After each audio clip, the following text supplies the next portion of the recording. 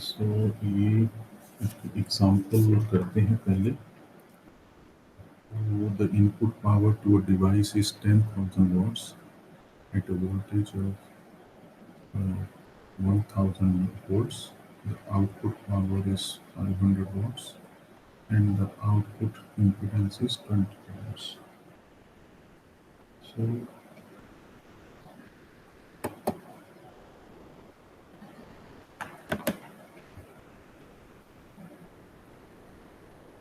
let's start with part A. So we need to find out the power gain in decimals. So this power gain in dB decibel is equal to, और ये अभी हमने पिछले lecture में देखा कि क्या वैल्यू है इसकी पावर गेन की ऑन लॉगरिथमिक स्केल। तो मैं ये आउटपुट लिख रहा हूँ, P2 की जगह P आउट लिख रहा हूँ और P1 की जगह P इन लिख रहा हूँ तो कंफ्यूजन ना रहे। तो ये है 10 log to the base 10 500 watts divided by 10 kilowatt।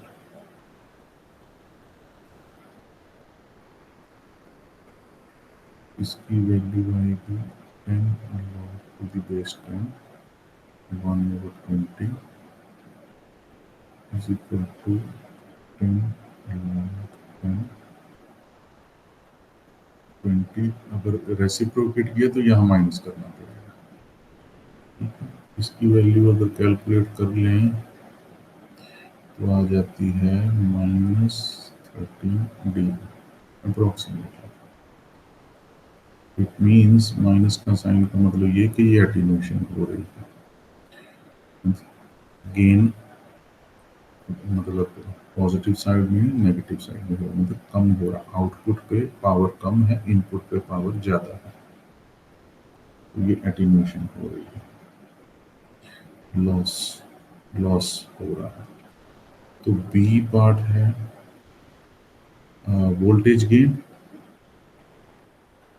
In dB. तो ये हो गया,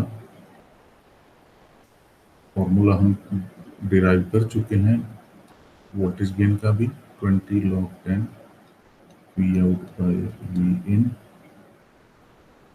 तो ये हो गया 20 log 10।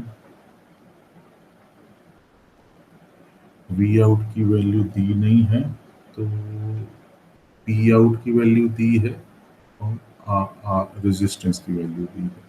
तो हम कैसे फाइंड आउट कर सकते हैं?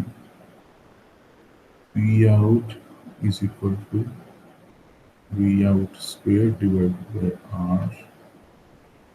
We out square is equal to P O into R, और आर ओ लिख सकते हैं, और V O is equal to square root P O R. तो यहाँ पी आउट की वैल्यू, ये स्क्वायर रूट लिखना पड़ेगा वी आउट की जगह। पी आउट की वैल्यू कितनी है? 500 वॉट्स,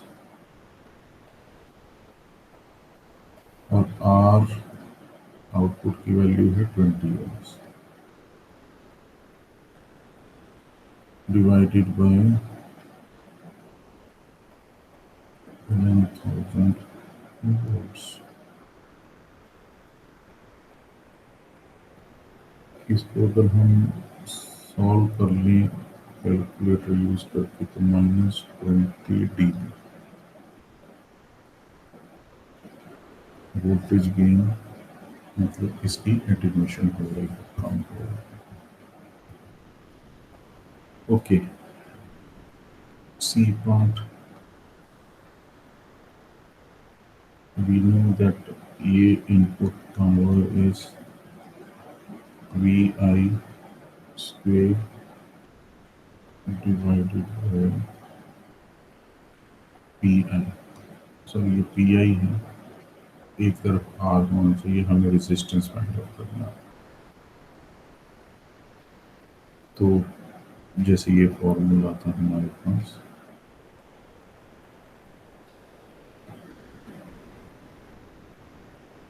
ये वाला सेम यही फॉर्मूला हमने यहाँ यूज किया, पावर पावर और वोल्टेज और रेजिस्टेंस का जो रिलेशन है, सेम रिलेशन है।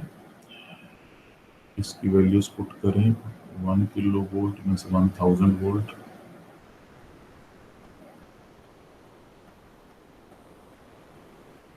Square divided by power input कितनी थी हमारे पास, 10 किलो वाट, 10,000 वाट। कितनी आ गई इसकी वैल्यू, ऑलमोस्ट अबाउट 100 ओम्स। तो आउटपुट इम्पिडेंस जो है दैट इज 20 ओम्स। काफ़ी डिफरेंस है, इनपुट इम्पिडेंस हमारे पास 100 है, आउटपुट 20 है, काफ़ी डिफरेंस है, काफ़ी फर्क है। तो इस तरह से हम देख सकते हैं कि इतना बड़ा डिफरेंस है, तो सर्किट में कुछ मॉडिफिकेशन करने की ज़रूरत है, तभी वो एटीन्यूएशन ज़्यादा हो रही है। तो हमें इनपुट और आउटपुट रेजिस्टेंसेस को उस हिसाब से एडजस्ट करना पड़ेगा कि जिससे ये एटीन्यूएशन जो है कम हो सके, मतलब इम्प्रूव हो सके। ओके, लेकिन इसमें वो डिज़ाइन प्रॉब्लम आ जाती है कि कैसे हम इन इनपुट आउटपुट इम्पीडेंसेस को बैलेंस करें कि जिससे हमारी अ, ये जो एटीन्यूएशन है वो इम्प्रूव हो जाए, वो डिज़ाइन प्रॉब्लम है। लेकिन यहाँ पर जो क्वेश्चंस हैं, मैं सिर्फ आपको बता रहा हूँ, बिल्कुल सिंपल है, बस वो ये जो फॉर्मूलाज डिराइव किए थे पिछले लेक्चर में, वो बस हम यूज़ कर रहे हैं कि एक तरह से एक एग्जाम्पल की प्रैक्टिस हो जाए। ये वाली एग्जाम्पल भी एग्जैक्टली उसी तरीके से करनी है जो अभी की है, बस ये आप बस उसी को कैलकुलेट कर सकते हैं। ये जो दो पॉइंट्स हैं बिल्कुल सेम है। ओके, तो ये बैंड पास, बैंडविड्थ, ये सब डिस्कस कर चुका हूँ मैं पहले लेक्चर में। तो उसमें ये भी डेसिबल की बात तो हम कर चुके हैं। 0.707 कैसे आया है cut off point, cut off point 0.707 magnitude पे क्यों है, वो डेरिवेशन हम कर चुके हैं। और उसी 0.707 को जब हम डेसिबल में कन्वर्ट करते हैं तो फिर वो वैल्यू आती है -3 dB पॉइंट। तो 0.707 को नॉर्मली 3 dB पॉइंट बोला जाता है, क्योंकि लीनियर स्केल पे 0.707 का स्केल नहीं यूज़ होता है, ज़्यादा तौर पे लॉग स्केल ही यूज़ होता है जब हम गेन और फ्रीक्वेंसी रिस्पॉन्स की बात करते हैं। क्योंकि फ्रीक्वेंसी रिस्पॉन्स में ये है कि वाइड रेंज ऑफ फ्रीक्वेंसीज पे मैग्नीट्यूड वेरिएशन देखनी होती है। तो हर फ्रीक्वेंसी पे मैग्नीट्यूड वेरी होती है, हर फ्रीक्वेंसी नहीं, मतलब रेंज ऑफ फ्रीक्वेंसीज पे मैग्नीट्यूड वेरी होता है। तो जैसे लोअर बैंड पे मैग्नीट्यूड कुछ अलग है, जैसे यहाँ दिख रहा है। तो लोअर बैंड ये है, इसमें मैग्नीट्यूड देखो बिल्कुल जीरो की तरफ जा रहा है, कम है काफ़ी। तो 0.707 मीन्स 3 dB पॉइंट से कम ही कम है। तो 3 dB पॉइंट से ही मैग्नीट्यूड, यहाँ पर अगर हम राइट हैंड साइड पे चलें, F L means low cut off frequency, ऊपर चलें उस हाई फ्रीक्वेंसीज पे चलें तो ये गेन अच्छा खासा है, 1 तक जा रहा है। तो फिर हाई फ्रीक्वेंसी कट ऑफ तक जब पहुंचते हैं तो फिर -3 dB का कट ऑफ मिलता है हमें। जिसको पे लीनियर पे 0.707 बोलेंगे। तो on magnitude axis means on Y axis वो 3 dB पॉइंट इस तरह से प्रोजेक्ट होता है। तो वहीं से नीचे जब फ्रीक्वेंसी एक्सिस पे हम प्रोजेक्शन लगाएंगे दैट 3 dB पॉइंट से, उसी 3 dB पॉइंट से जो मैंने आपको बोला, so it is called as 3 dB point. तो ये 3 dB पॉइंट से जब हम फ्रीक्वेंसी एक्सिस पे प्रोजेक्ट करते हैं तो that point is called FH means high cut of, high frequency cut of. FH और FL के बीच में जो फ्रीक्वेंसी बैंड है, रेंज ऑफ फ्रीक्वेंसीज है, मीन्स ये 100 हर्ट्ज से लेके ये 1 मेगाहर्ट्ज से थोड़ा सा कम है, इतना रेंज है फ्रीक्वेंसीज का। तो that is called bandwidth, FH minus FL, जो यहाँ पर लिखा है ये FH माइनस FL। तो ये बैंडविड्थ है। तो यही एक बैंड है जो पास होता है, मींस के जो रियल में यूजफुल है। क्योंकि 3 dB पॉइंट से नीचे जब गेन चला गया तो इट मीन्स के वो जो सिग्नल है उसका गेन इतना अच्छा नहीं है कि आगे ट्रांसमिट किया जाए, आगे यूज किया जाए, क्योंकि उसका गेन कम हो गया। सो 3 dB पॉइंट से ऊपर का जितना गेन है that is the band pass gain. ये इसमें इस ग्राफ में शो हो रहा है। That is called the bandwidth of a signal. इस सिग्नल का बैंडविड्थ यही है जो 3 dB पॉइंट से ऊपर है, जिसका गेन जो है, और वो है 100 हर्ट्ज से लेके, 100 भी नहीं उससे कम ही है, FH 100 हर्ट्ज से कम है, मान लो 50 हर्ट्ज है, 50 हर्ट्ज से लेके means about half a million, half megahertz, 50 hertz से लेके हाफ मेगाहर्ट्ज तक ये जो फ्रीक्वेंसी का जो रेंज है उसका जो मैग्नीट्यूड है गेन 1 तक है। तो इसलिए 3 dB पॉइंट से ऊपर है। तो 3 dB पॉइंट से ऊपर है तो गेन एक्सेप्टेबल है, 3 D पॉइंट से नीचे है तो इट मीन्स गेन जो है एक्सेप्टेबल नहीं है, तो वो बैंडविड्थ में नहीं कवर होता है। तो ये आप अभी सिंपल याद रख लो, 3 dB पॉइंट से कम है तो वो बैंडविड्थ में कवर नहीं है, 3 dB पॉइंट से ऊपर है जिसका गेन तो वो बैंडविड्थ में कवर है। वही यूजफुल सिग्नल, यूजफुल सिग्नल वही। बाकी बस ये थोड़े से ग्राफ अलग अलग तरह के हैं कि कोई फ्रीक्वेंसी रेंज किसी की शिफ्टेड है, किसी की फ्रीक्वेंसी रेंज अलग है। तो यहाँ अब फ्रीक्वेंसी रेंज हमने थोड़ी सी शिफ्ट कर दी। अब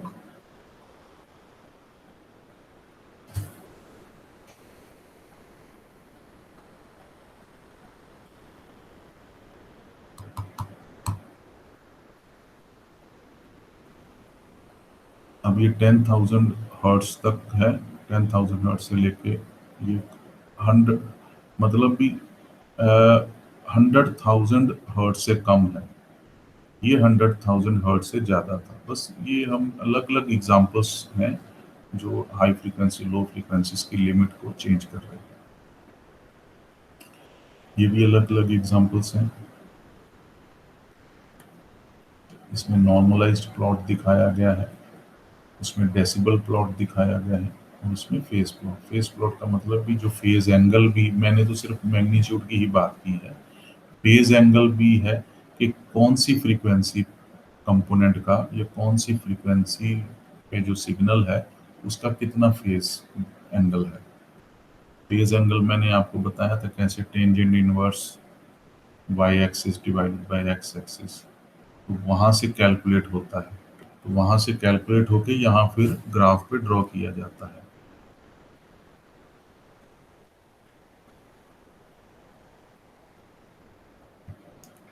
तो ये वाई एक्सिस पे एंगल है, ये एंगल है, और एक्स एक्सिस पे फ्रीक्वेंसी है। Tangent inverse Y by X से हम फाइंड आउट करते हैं कौन सा एंगल है और कौन सी फ्रीक्वेंसी पे है, तो फिर वो प्लॉट होता है।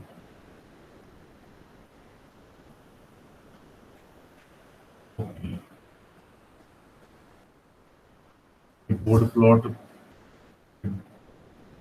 ऐसे ड्रॉ करना है।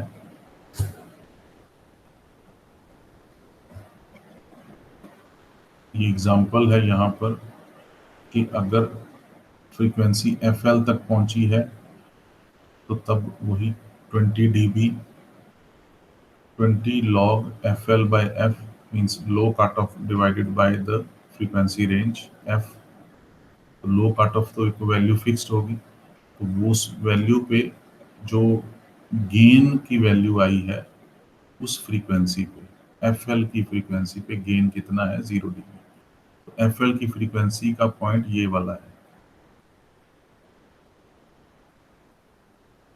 ये भी मैं रिकॉर्ड करके बोल के हटा था, लेकिन वो रिकॉर्ड हुआ नहीं, फिर वो इंटरनेट बंद हो गया। लेकिन फिर अब दोबारा वही उसी के ऊपर ही ओवरराइट कर रहा हूँ।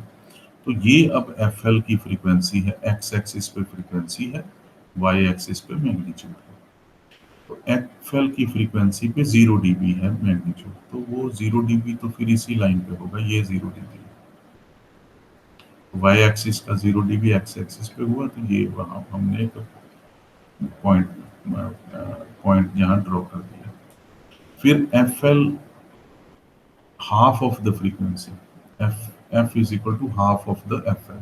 जब फ्रीक्वेंसी की range half of F L है, हाफ ऑफ एफ एल जो है वो ये वाला पॉइंट है, लो कट ऑफ फ्रीक्वेंसी का हाफ, वो ये पॉइंट है।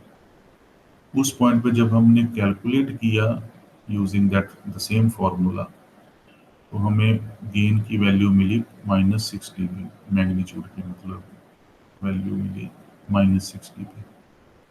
तो इसका मतलब इस फ्रीक्वेंसी से फिर हमने प्रोजेक्ट करना है नीचे वाई एक्सिस पे। ऐसे प्रोजेक्ट किया, उधर से -6 dB हमने कैलकुलेट किया मैथमेटिकली, तो वो जो कैलकुलेट किया है उसको यहाँ से ड्रॉ किया, जो जहाँ पर पॉइंट ये वाला इंटरसेक्ट हो रहा है, फिर वहां से वहां हमने ये ड्रॉ कर दिया, क्योंकि ये पॉइंट हमने पहले कर दिया फिक्स। अब ये दूसरा पॉइंट मिल गया हमें, जैसे आप डायोड करेक्टरिस्टिक्स में ड्रॉ करते हो ना, पॉइंट बाय पॉइंट आप कनेक्ट करते जाते हो, सेम इसमें भी करना है।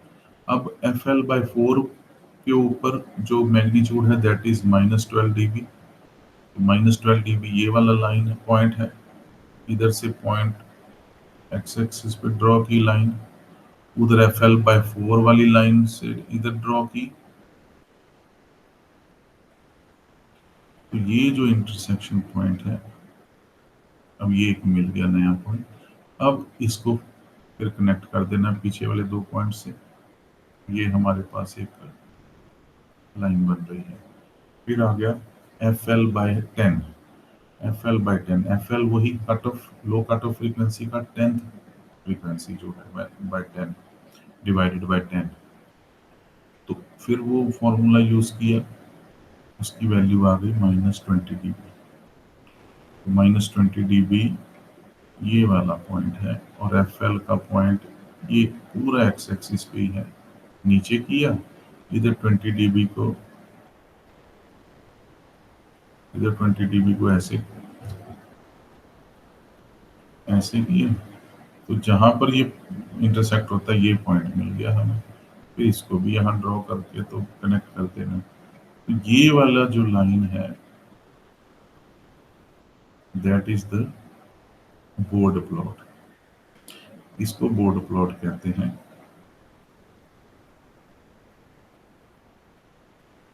कि हर फ्रीक्वेंसी पे, एफ एल की फ्रीक्वेंसी पे मैग्नीट्यूड 0 है, उस फ्रीक्वेंसी का मैग्नीट्यूड है ही नहीं है, इसका मतलब वो फ्रीक्वेंसी का सिग्नल 0 मैग्नीट्यूड का है, मीन्स कि प्रेजेंट नहीं है। फिर दूसरी जो फ्रीक्वेंसी है, जो half of that frequency, half of the cut off frequency, F L means low cut off frequency, तो F L by 2 means half of the low cut off frequency, उसमें मैग्नीट्यूड है -60, मतलब कुछ है उसमें। फिर आ गया दूसरा, तो ये है। सो इस तरह से ये हम अलग अलग फ्रीक्वेंसी पे अलग अलग मैग्नीट्यूड इस तरह से फाइंड आउट करते हैं। नीचे उसी का फेज एंगल बनाया गया है। फेज कैलकुलेट नहीं किया है इसमें, लेकिन इस फॉर्मूला को यूज करके, ये वाले फॉर्मूला को यूज करके फेज एंगल कैलकुलेट किया जा सकता है। एफ एल बाई एफ, वही चीज at F is equal to F L करेंगे तो 1 आ जाएगा। एफ एल बाई 2 होगा तो उसकी वैल्यू 2 आ जाएगी। टेंजेंट, पहले टेंजेंट इनवर्स 1 की वैल्यू कितनी होगी? इनवर्स 1, फिर टेंजेंट इनवर्स 2, क्योंकि उधर भी यही वैल्यूज रखी है मैग्नीट्यूड वाले पॉइंट प्लॉट में भी। F L is 1, 2, 4 and 10। तो टेंजेंट इनवर्स 4, टेंजेंट इनवर्स 10, ये तो ये वैल्यूज आएंगी जो, तो वो वहां पर प्लॉट करनी है।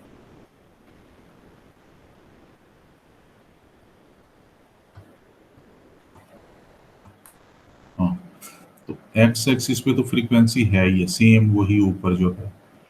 अब वाई एक्सिस में मैग्नीट्यूड की जगह एंगल है। टेंजेंट इनवर्स के जो 4 एंगल हम फाइंड आउट करेंगे, कैलकुलेट करेंगे, तो वो जो वैल्यूज आएंगी बस वो पुट करते जाना है यहाँ। फ्रीक्वेंसी अगर मान लो फ्रीक्वेंसी ये वाली है, यहाँ पर प्रोजेक्ट किया, ऊपर से एंगल जो कैलकुलेट हुआ टेंजेंट इनवर्स 2 का मान लो, तो जो भी एंगल हुआ वो वाला इस तरह से करना है। तो ये पॉइंट है। ओके,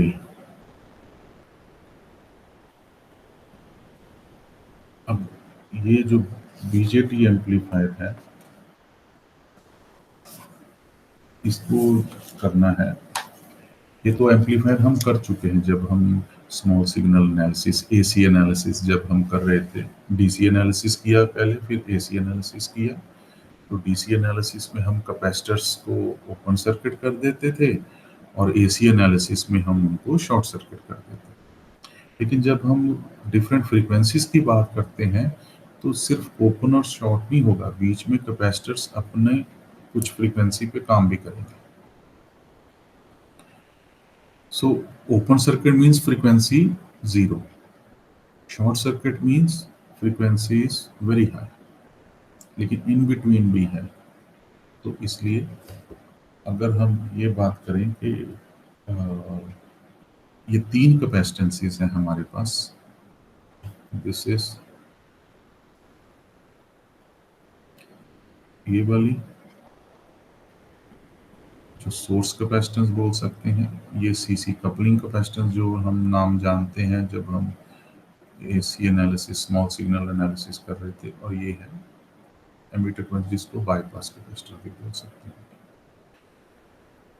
ओके, तो जब सोर्स कैपेसिटेंस की बात आ जाती है, तो हमारे पास वही using voltage divider,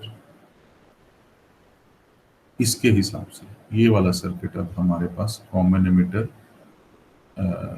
voltage divider circuit है। तो जब सी एस की बात आती है, तो ये हमारा इक्विवेलेंट सर्किट बना। दिस इज सी एस, और ये हमारा रेजिस्टेंस, इन सब का पैरेलल कॉम्बिनेशन।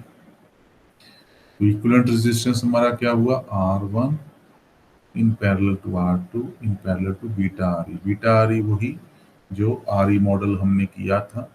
RE मॉडल का जो ट्रांजिस्टर का जो इनपुट साइड थी, वो डायोड थी। डायोड को जब हमने सिंप्लीफाई किया और उसको डिराइव किया, तो वैल्यू आई बीटा RE। तो that resistance, the dynamic resistance, उसको वो जो डायनामिक रेजिस्टेंस था इनपुट सेक्शन का बेस और एमिटर के बीच, वो है बीटा RE। तो इन तीनों का parallel combination is now the resistance RI।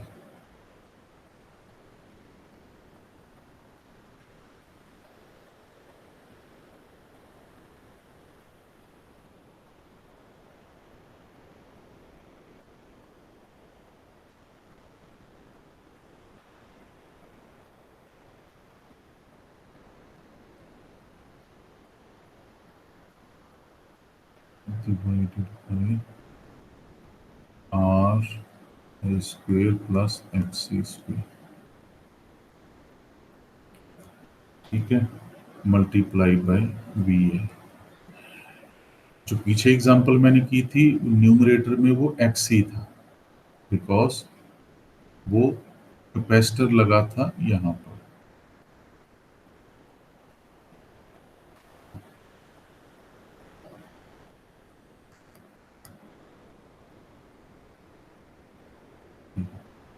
तो हम आउटपुट जो मेजर कर रहे थे वो कैपेसिटर के क्रॉस कर रहे थे, तो न्यूमरेटर में फिर कैपेसिटर, वही वोल्टेज डिवाइडर का जो रूल है।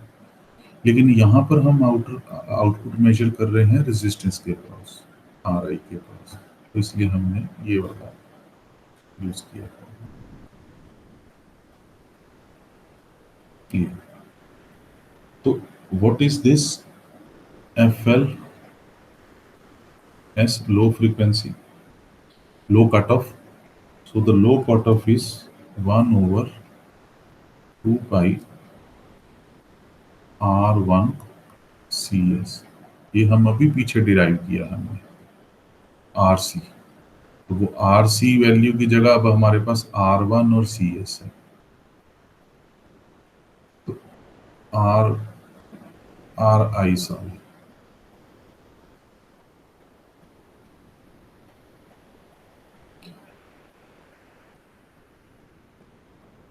हमारे पास ये RI की वैल्यू है और ये CS की वैल्यू है।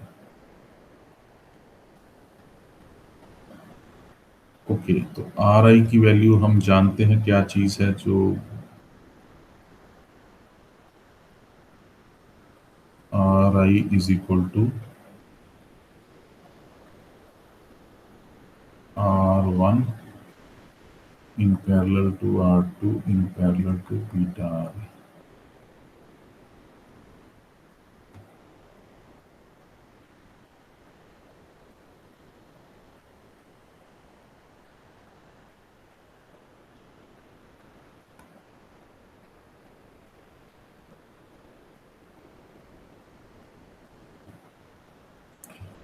ओके, तो ये हो गया, हमें कट ऑफ मिल गई, कट ऑफ फ्रीक्वेंसी जो हमने उस वक्त उस सर्किट के लिए, आरसी सर्किट के लिए भी डिराइव किया था। सिमिलर इसी तरह की, सेम इसी तरह की क्वेश्चंस थे। ओके, अब आ जाता है कपलिंग कैपेसिटर। कपलिंग कैपेसिटर में भी स्ट्रेट अवे हम कट ऑफ फ्रीक्वेंसी पे जाते हैं, low cut off frequency for coupling capacitor. और कपलिंग कैपेसिटर का जो इक्विवेलेंट सर्किट है वो ये है, ये वाला। So this is the internal output resistance of a transistor. आपने देखा होगा जब हम मॉडलिंग कर रहे थे, R E R pi modelling, उसमें ये R O internal output resistance, R C which is the collector resistance connected in the circuit, ये वाला जो है।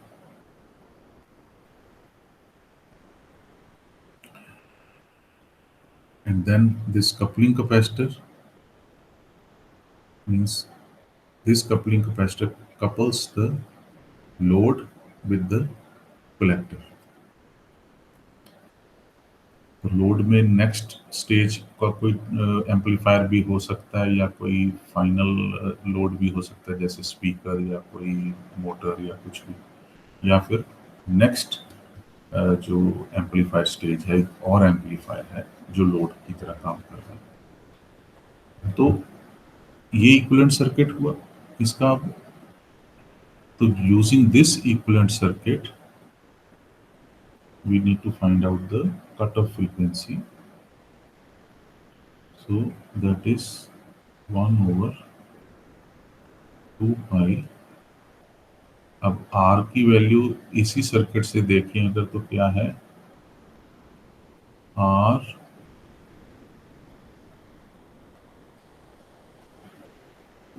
एक स्मॉल r है, एक RC है और एक RL है। तो अगर इसी को RO लिख दें प्लस RL लिख दें, multiply by the capacitor which is coupling capacitor. तो अब ये वाला आर ओ अब क्या चीज है, where R O is this one,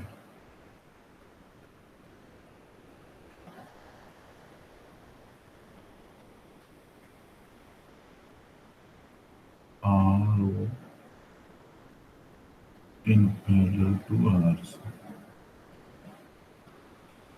बस अब उसके बाद आ जाता है bypass capacitor, emitter capacitor. Now the low cutoff frequency due to this capacitor, it is 2 pi r e c e।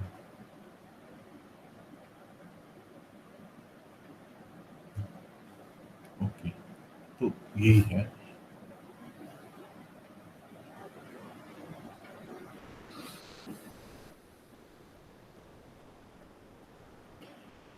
So impact of RS, same circuit, same amplified circuit,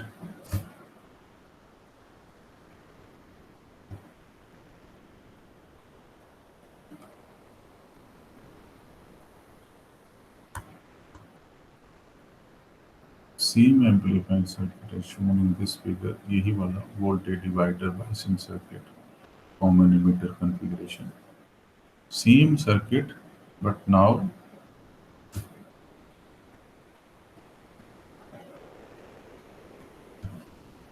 but now a AC source is also connected.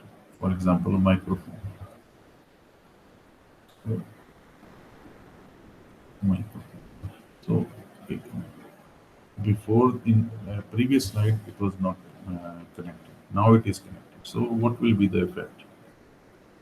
Only thing is this one, the source capacitance network will change because coupling capacitor network will remain the same जो पिछले वाले में हुआ था, पिछले वाली slide में यही था जो सर्किट था, ये वाला भी सेम था।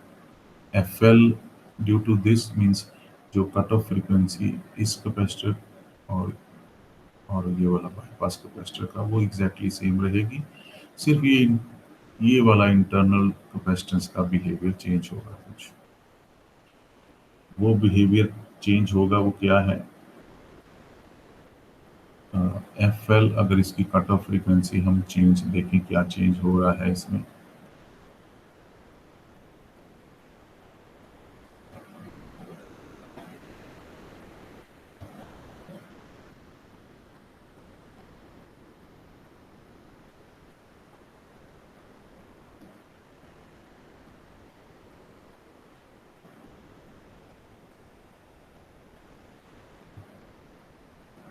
CS।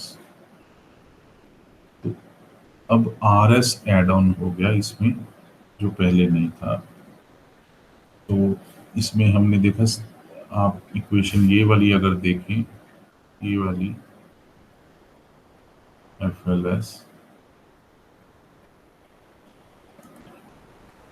तो इसमें हमने देखा RI और CS ही है टाइम कांस्टेंट।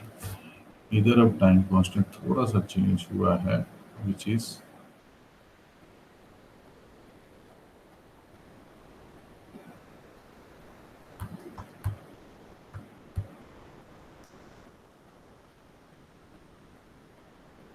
टाइम कांस्टेंट जो चेंज हुआ है वो ये है, RICS की जगह RI प्लस RSCS है, बस ये।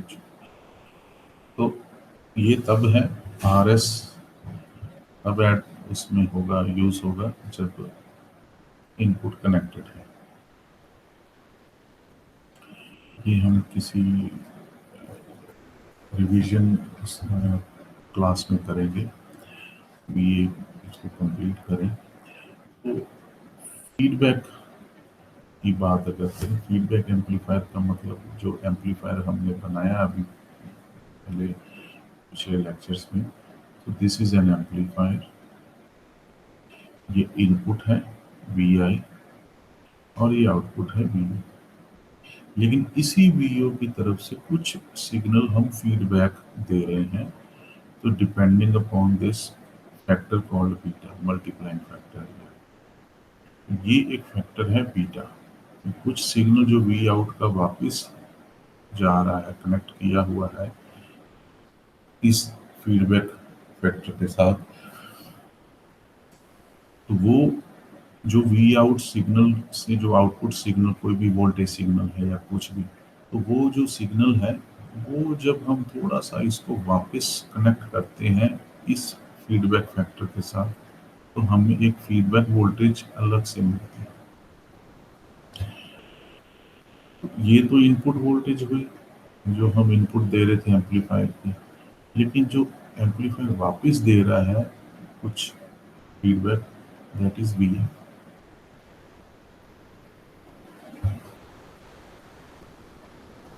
अब फीडबैक का क्या मतलब है कि जो इनपुट जो दी है,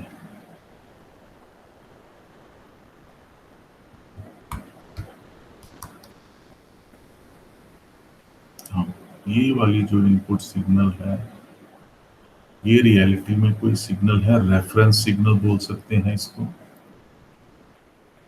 और ये जो वापस सिग्नल फीडबैक हुआ है यूजिंग दिस फीडबैक फैक्टर, ये वोल्टेज फीडबैक सिग्नल मिला, रेफरेंस के साथ कंपेयर किया, सो this is comparator.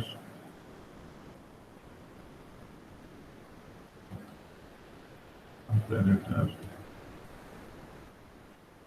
Feedback signal हुआ और ये रेफरेंस सिग्नल, इसके साथ दोनों कंपेयर कर रहे हैं। So if input signal is larger compared to Vf, which is the feedback signal,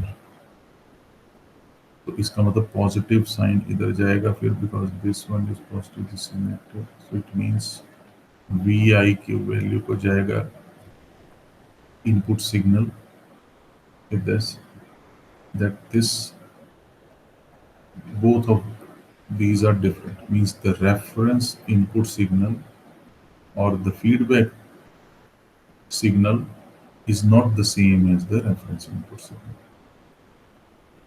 So then Vi will again be inputted to the amplifier और फिर वो फीडबैक देगा, फिर वो वापस भेजेगा। कितना डिफरेंस है इनपुट सिग्नल और फीडबैक सिग्नल में। द गोल ये है कि वी इनपुट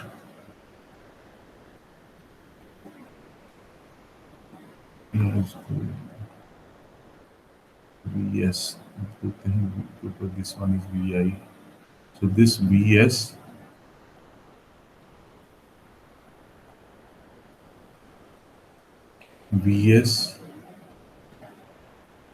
minus Vf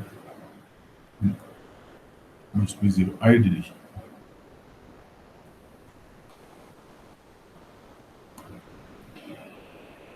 तो फिर वो मेजर करेगा कंपैरेटर, इधर से रेफरेंस इनपुट आ रही है Vs और इधर से Vf आ रही है, और अगर ये Vs और Vf की वैल्यू सेम जब हो गई, तब ये इटरेशन रुकेगी, तब ये आगे सिग्नल जाएगा कि now there is no difference between the reference means the input signal and the feedback signal.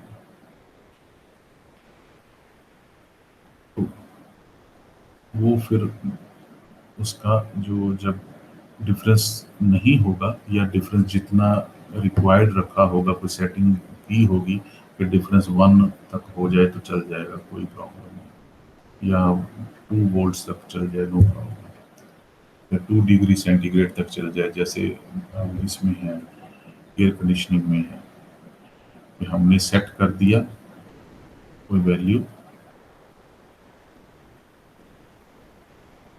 ये है सेट वैल्यू 28 डिग्री या 20 डिग्री इस पे सेट कर दी वैल्यू, और फिर ये एम्पलीफायर, ये सिग्नल जाएगा कंपैरेटर में, यहाँ पर इनपुट हुआ एम्पलीफायर को, और फिर एम्पलीफायर जब आउटपुट प्रोड्यूस कर रहा है और उसी आउटपुट को वापस फीडबैक भी कर रहा है।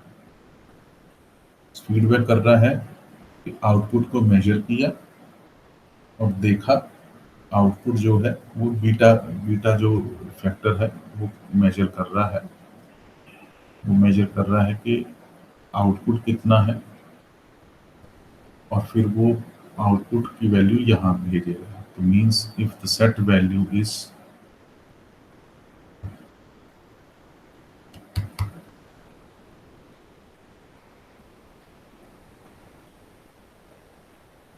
if the set value is 20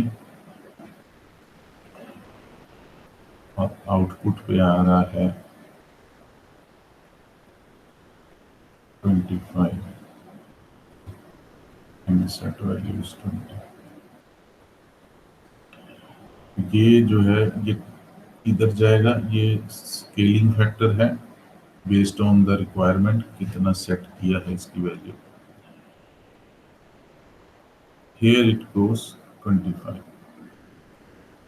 let's say. So then 20 is plus minus 25. So now we have Vi is equal to -5. Because यहाँ पर 20 है, यहाँ पर 25 है।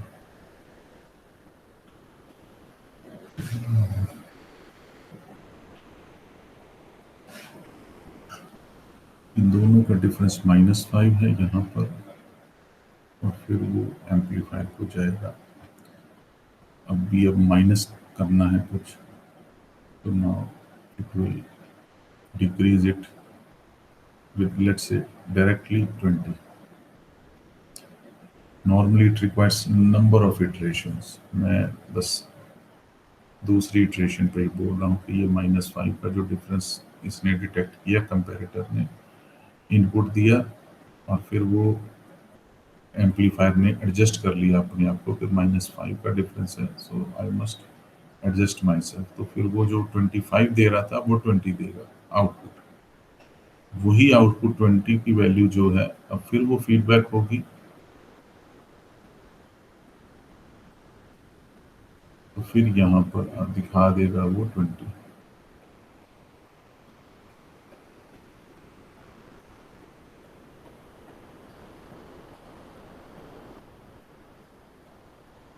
इसकी वैल्यू दिखा देगा 20। सो 20 - 20 देन इट इज 0। सो ये जो एरर सिग्नल है ये 0 शो करेगा। 0 करेगा तो फिर वो काम ही नहीं होगा, फिर आगे उसको और इटरेशन की जरूरत नहीं है। तो फीडबैक का मतलब यही है कि एरर को कम करना, यही है इसका फीडबैक का मतलब, एरर को कम करना।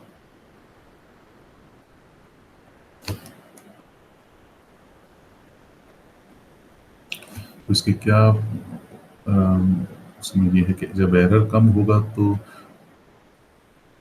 बेटर रिस्पॉन्स होगा इसका, तो इम्प्रूव्ड फ्रीक्वेंसी रिस्पॉन्स होगा। बाकी और भी फैक्टर्स हैं, पैरामीटर्स हैं, वो बाद में बताऊंगा। अभी क्योंकि लो आउटपुट इम्पीडेंस और इनपुट इम्पीडेंस ये तो हम डिस्कस कर चुके हैं जब एम्पलीफायर्स का टॉपिक किया था। स्टेबलाइजेशन का थोड़ा सा अभी बताता हूँ कि जब ये हम फीडबैक करते हैं तो फीडबैक में स्टेबलाइजेशन हमें खुद बनानी पड़ती है, मतलब सिस्टम को खुद स्टेबलाइज करना पड़ता है। लेकिन once it is stabilized it is okay. तो फ्रीक्वेंसी रिस्पॉन्स इसका हम अपनी मर्जी से कंट्रोल कर सकते हैं, क्योंकि बीटा फैक्टर जो ये है, फीडबैक फैक्टर जो है,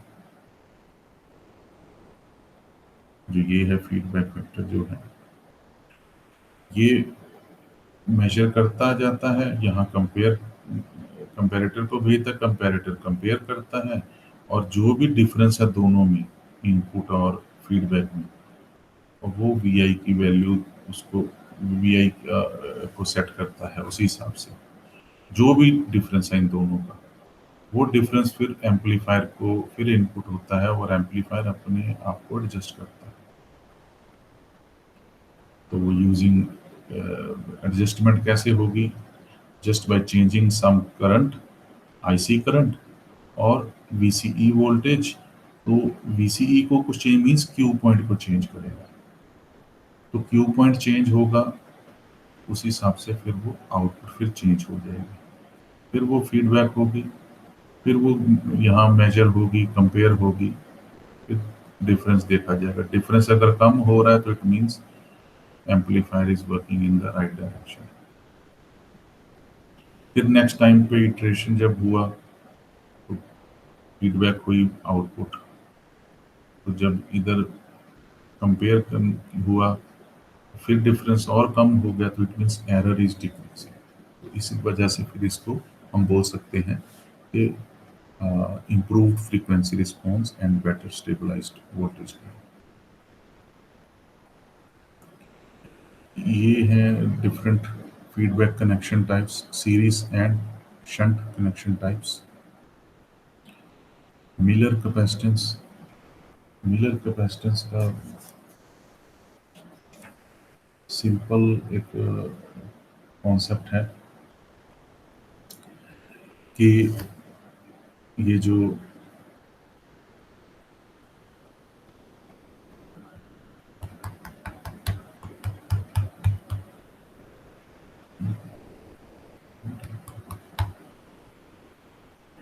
ये इनपुट पोर्ट है और ये आउटपुट पोर्ट है। और हम जानते हैं जब ट्रांजिस्टर मॉडल किया था इनपुट पोर्ट और आउटपुट पोर्ट में आइसोलेशन है। लेकिन जब हाई फ्रीक्वेंसी सिग्नल है तो हाई फ्रीक्वेंसी सिग्नल की वजह से यहाँ पर एक लिंक बनता है, कैपेसिटेंस जनरेट होती है। और वो जो कैपेसिटेंस है वो कैपेसिटेंस की वजह से एक मिलर इफेक्ट डेवलप होता है। तो मीन्स अगर हम कॉमन इमीटर की बात करें तो हम वो मॉडल ट्रांजिस्टर मॉडल की बात करें कॉमन इमीटर कॉन्फ़िगरेशन में। So this is emitter common to output port and input port, और ये आउटपुट कलेक्टर विथ क्रॉस थी और यहाँ base connected at the input, और emitter having the common connection input और आउटपुट के बीच में। तो बेस और कलेक्टर के बीच में एक फीडबैक पाथ जनरेट होता है जिसकी वजह से ये जो कैपेसिटेंस है वो वेरी हो जाती है, डिस्टर्ब हो जाती है सर्किट की। तो इसी के हिसाब से अगर हम देखें तो अ, ये जो इसमें मेरे ख्याल से अगर शायद हाँ इसका करता हूँ, इसका मैथमेटिकली बताता हूँ कि कैसे चेंज होती है। तो ये तो हो गया कि हाई फ्रीक्वेंसी पे बेस और एमीटर जो कि आइसोलेटेड होते हैं, हाई फ्रीक्वेंसी पे एक लिंक जुड़ता है ड्यू टू द कैपेसिटेंस। वो किस वजह से है? मिलर इफेक्ट की वजह से। और वो कैसे है अभी मैथमेटिकली देखते हैं हम। तो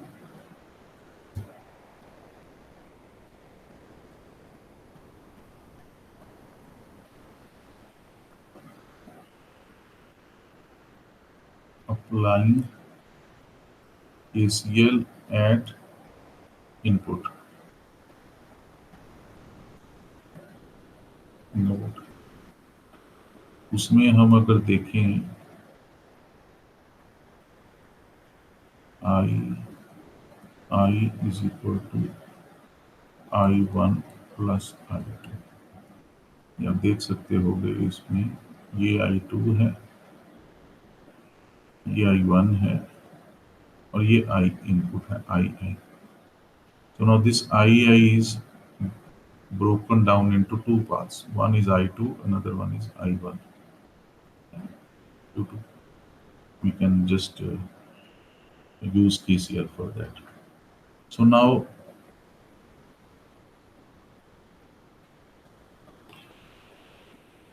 using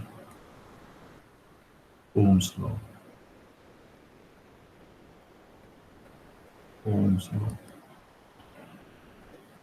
तो आई की वैल्यू क्या है? V I by Z I. This, ये जो है आई आई, ये वी आई है डिवाइडेड बाय जेड आई. और आई वन की वैल्यू क्या है? V I divided by R I. तो ये जो है आई वन जो है that is V I same divided by R I, because इसको जो रेजिस्टेंस शो हो रहा है वो है R I for this input I one current. So the resistance it sees is R I. Okay, अब आई टू की value है, आई टू की वैल्यू है V I minus V O divided bye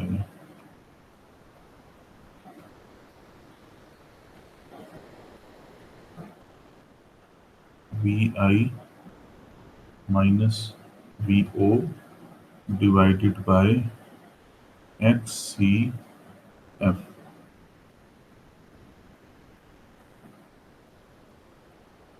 Because this is the feedback capacitor, so the capacitive reactance of this feedback capacitor is XC. इसको और अगर हम simplify करें, वो है V I minus A V I. ये हम जानते हैं, जब वोल्टेज गेन हम एम्पलीफायर के लिए किया था, कॉमन एमीटर का ही देखें तो A is equal to V out divide by V in. ठीक है ना? तो हमने वी आउट को अब इसी तरह से लिखा. ये वी आउट जो है इसको अब हमने ए इंटू वी आई लिख दिया, जो कि हम जानते हैं कि voltage gain divided by H C F.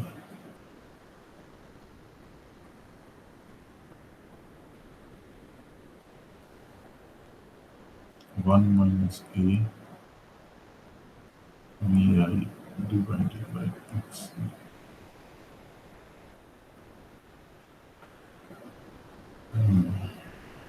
सो वो इसकी इक्वेशन अगर मैं लिखूं,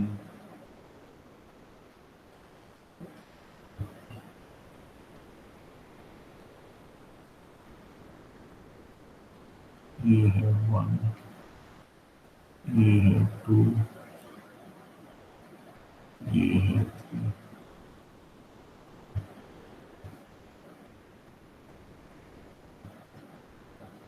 सो यहाँ लिखता हूँ नीचे substituting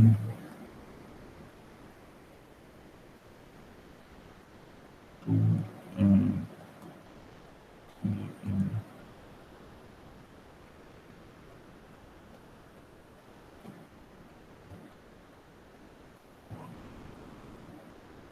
So we have vi divided by zi is equal to vi divided by r plus 1 minus a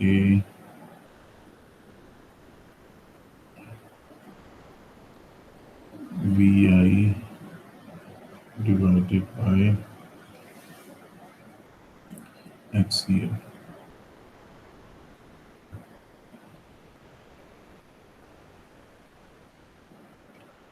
और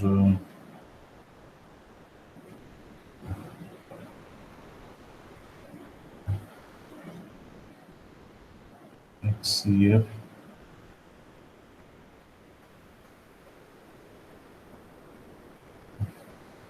divided by 1 minus a v is equal to 1 over omega 1 minus a v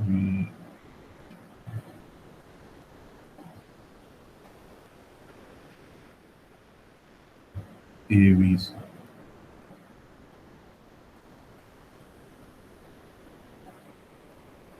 into CF.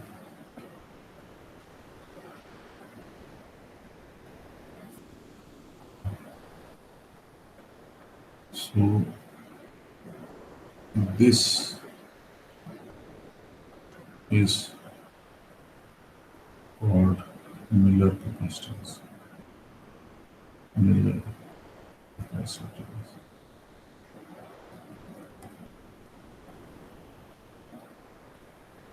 Okay.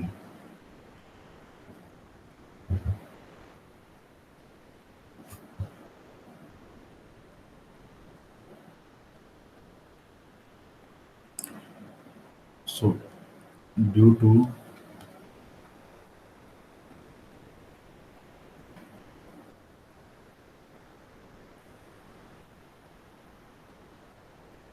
changed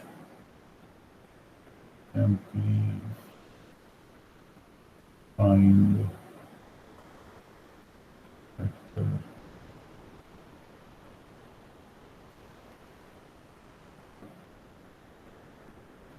by 1 minus AV.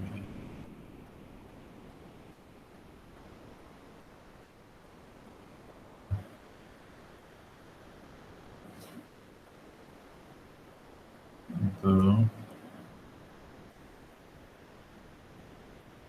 system circuit slows down. Slows down आप देखते हो कि आजकल तो high speed system की ज़रूरत है, हाई स्पीड सिस्टम्स की ज़रूरत है। तो ये सिस्टम उसकी मतलब की स्पीड जो है कंपैरेटिवली कम हो जाती है, क्योंकि मिलर इफेक्ट की वजह से थोड़ी सी इसकी जो हाई परफॉर्मेंस है या स्पीड है कम हो जाती है। तो वो इसका एक इफेक्ट है जिसकी वजह से मतलब ये स्लो हो जाता है, रिस्पॉन्स जो है ये स्लो हो जाता है। ओके, सो ये तो हो गया स्लो फ्रीक्वेंसी, लो फ्रीक्वेंसी पे। अब एक बार हाई फ्रीक्वेंसी का ये करके then it will be over this topic frequency response. तो लो फ्रीक्वेंसी पे हमने देख लिया कि सारा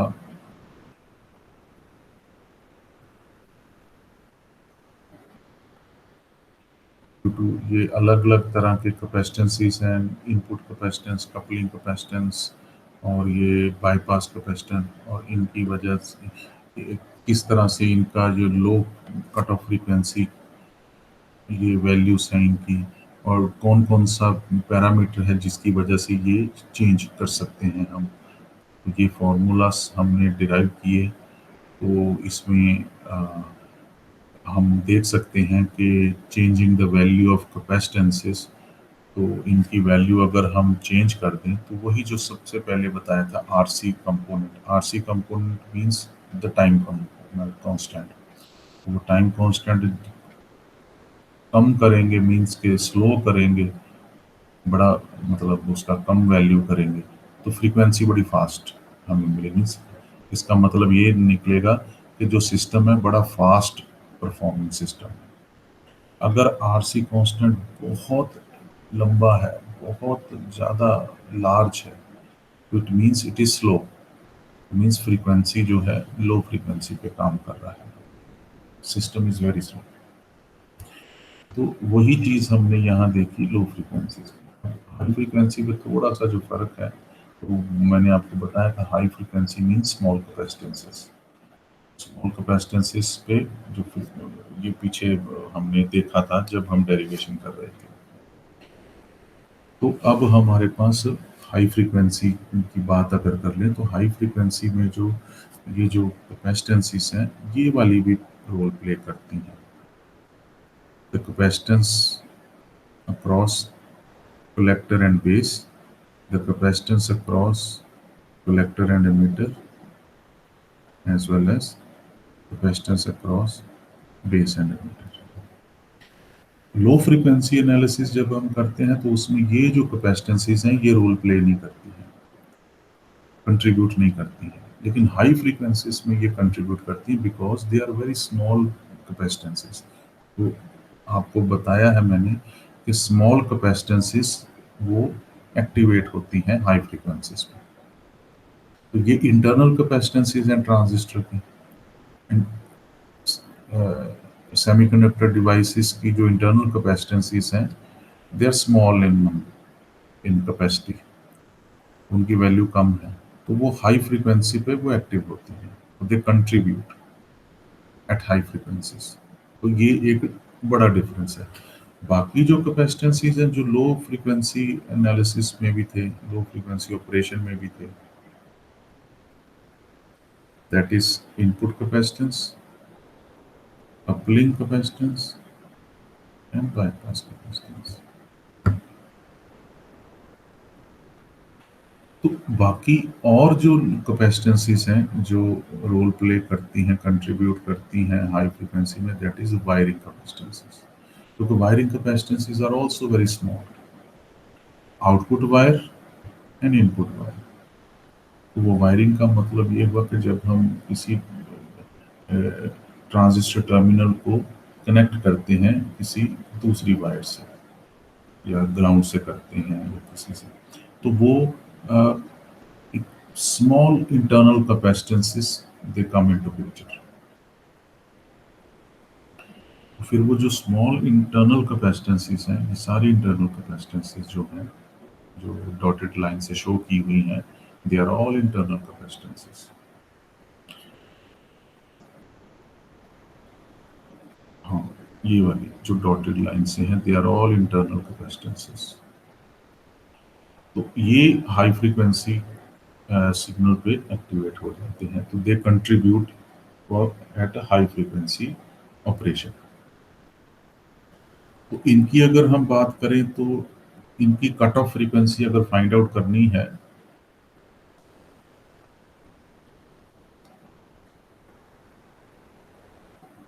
cut off frequency eight the input 2 pi RTH into CL। तो RTH की वैल्यू क्या होगी? RS in parallel to R1 in parallel to R2 in parallel to beta R, जो हम पहले भी देखते हैं। तो मीन्स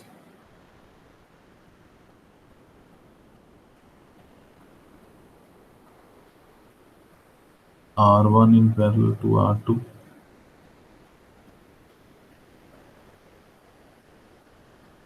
और ये वाला पैरेलल में है,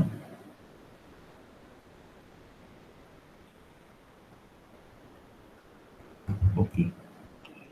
तो अब कैपेसिटेंस की वैल्यू क्या हुई?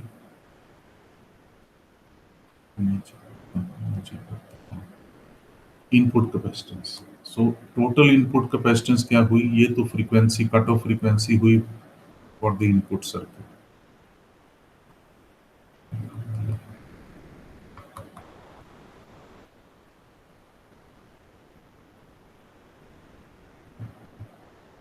इनपुट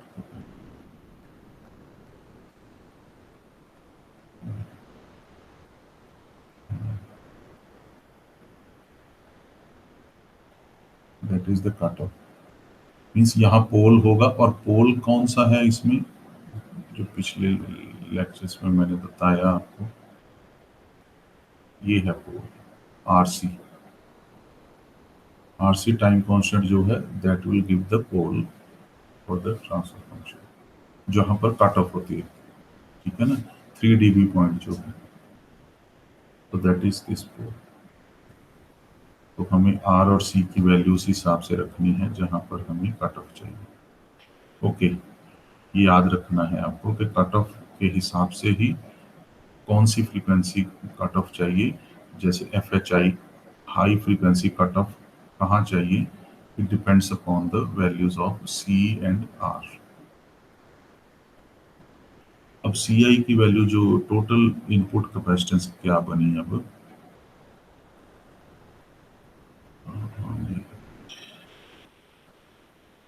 सी wire one means N two plus Miller capacitance. तो इसको मैं मिलर कैपेसिटेंस जो हमने पीछे कल देखा, फाइंड आउट किया, that is C B C, capacitance between base and collector, यही था ना feedback capacitance. So C B C was the feedback capacitance जो लास्ट स्लाइड में देखा था। सो ये एक इंटरनल कैपेसिटेंस हुई। सो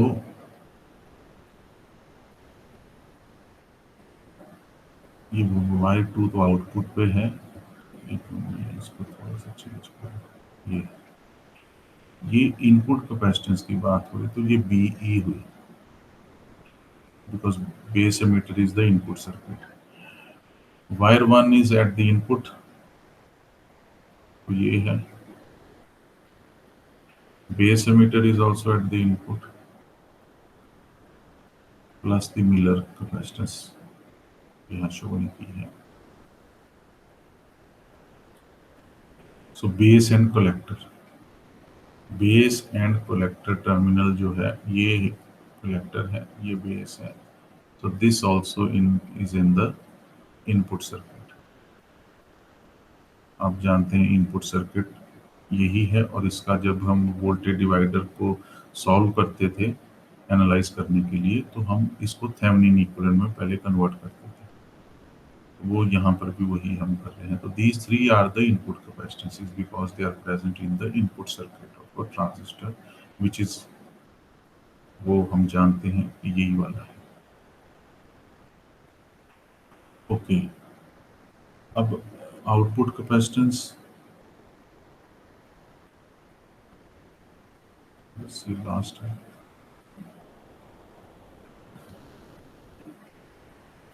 कहाँ चला गया, F H O means high cut off at the output,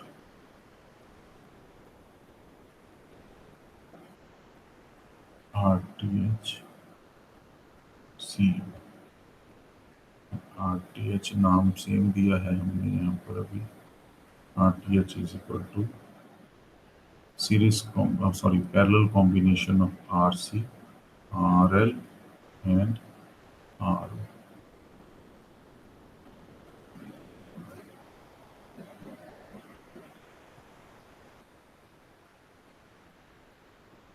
okay, तो अब इसकी आउटपुट कैपेसिटेंस क्या हुई,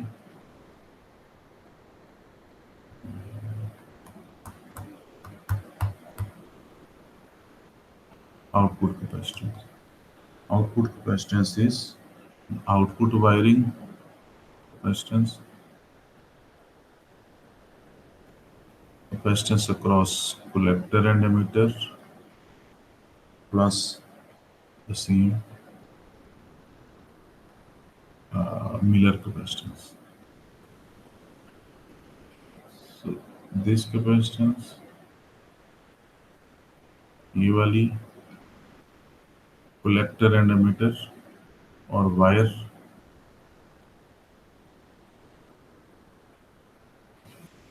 and the Miller capacitance। जो मिलर कैपेसिटेंस थी वो भी बेस और कलेक्टर के अक्रॉस थी, तो वो बेस और कलेक्टर के अक्रॉस जो थी वो Miller capacitance, that is for the feedback.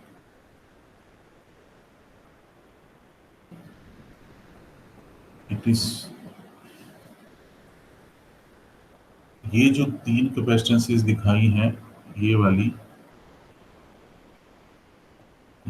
C B C, C B E C E collector and base, this is base and emitter, और ये वाली है, ये तो इंटरनल कैपेसिटेंसेस हैं ट्रांजिस्टर, तो उनसे हम बच नहीं सकते। ये उनका इफेक्ट तो होगा ही होगा।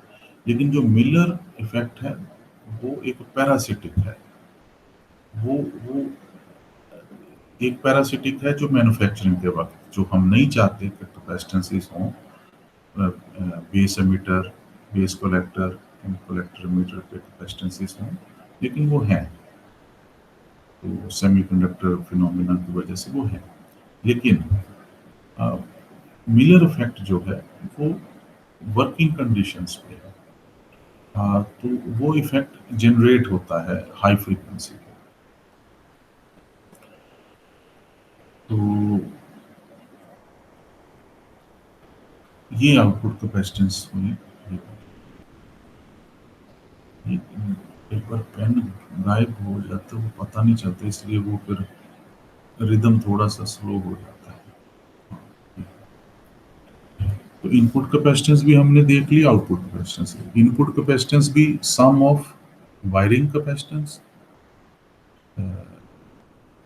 internal transistor capacitances at the output circuit, and the Miller effect। तो ये है मिलर इफेक्ट। होता है जब आप इनपुट सर्किट जैसे ये है, यहाँ पर एक बार ये बेस इनपुट सर्किट टर्मिनल है, कलेक्टर आउटपुट टर्मिनल है। इन दोनों में एक कैपेसिटेंस जनरेट हो जाती है, ये वाली feedback. Due to this capacitance Miller effect takes place. उसमें फिर वो जो गेन है वो वेरी हो जाता है। उसकी वजह से जो स्पीड है वो वेरी हो जाती है इस एम्पलीफायर की। तो यही है। अब इसके बाद हम दूसरा टॉपिक करेंगे,